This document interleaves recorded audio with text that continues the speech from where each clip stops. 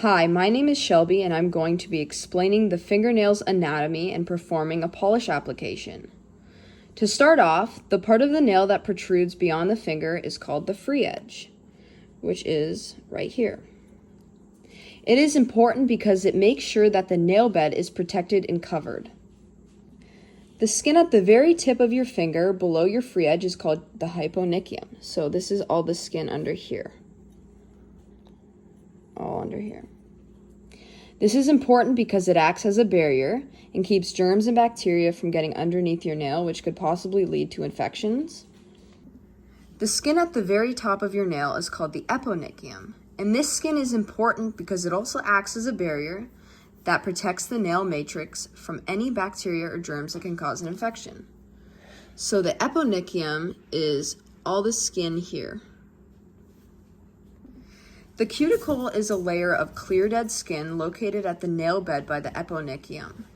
Now my client actually doesn't have any cuticle visible, but normally it would be like a clear skin layer right here that you can push up and remove.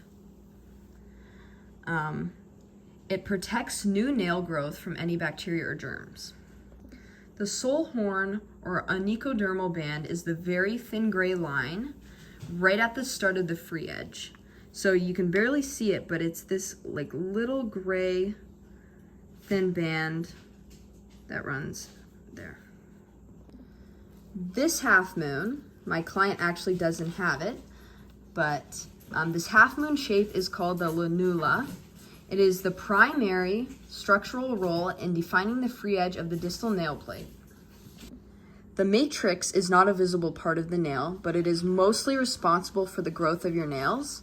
It creates new skin cells that push out the older dead skin cells to create new nails. So the matrix is actually found inside your finger. So basically it'd be like right down in there by the nail root. So to make it easier, so your eponychium is right there. It would be right underneath your eponychium inside your finger. So my client that I have here today is my auntie. I'm going to examine the condition of her nail beds, nail plates, the texture of her nails, and her temperature before I do any application of nail polish. So when we look close up on her nail beds, they look pink, they look healthy, there's no bruising, there's no hematomas underneath. They look pretty healthy. So when you look at her nail plate, she does have some longitudinal lines going down, but her nails are fairly strong. They feel actually really smooth, except for this one. Some of her nails, you can feel the lines more than others, but I'd say her nails are pretty healthy, even her thumb. That brings us into the texture of her nails. Like I said, they are smooth, but you can feel some lines on more than others. Now when it comes to the temperature of her hand is warm, but like a normal warmth. So not too hot, not too cold, just normal. Now that I have examined her nails, I'm going to do the application of the red nail polish. So for the base coat, I'm going to be using the Stick With It from Morgan Taylor. The red nail polish I'm going to be using is Morgan Taylor's Classic Red Lips. And the top coat is the Need for Speed by Morgan Taylor. So I am starting with one application of the base coat. So some good application techniques would be to pull back the sidewalls so the nail polish doesn't come into contact with the skin. So my client actually doesn't have big sidewalls, so this wasn't really necessary. Another good application technique was to use pressure to fan the brush over the nail plate so I can control the application of the polish. So you can see me doing this here.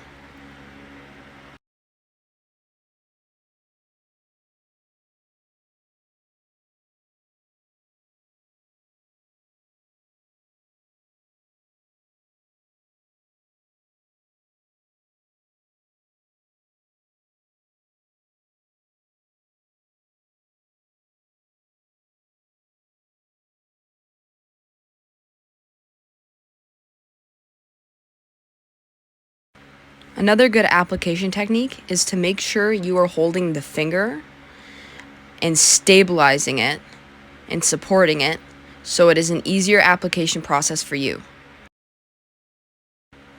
You have to make sure that you control how much nail polish is on the brush before applying it, because if you have too much on your brush, it will leak into the sidewalls and go all over your cuticle, and you don't want that because it'll be a harder cleanup. You should also try to limit 3 strokes to each nail, but sometimes that isn't always the case because sometimes you don't get enough nail polish on your brush beforehand, so this is a good example. I had to dip into my nail polish bottle multiple times, but try to at least limit it to 3 strokes.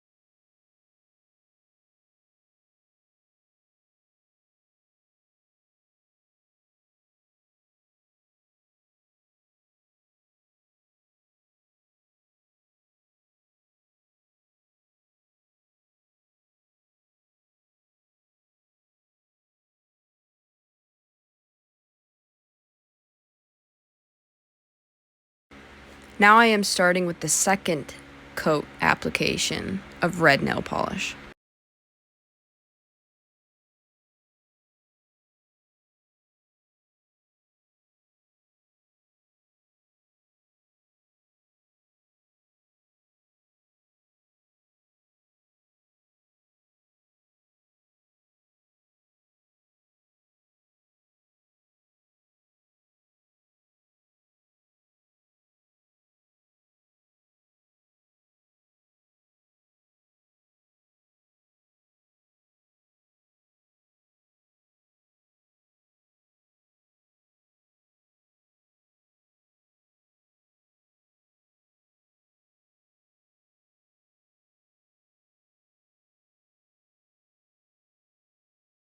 Now I'm finishing off by applying my top coat.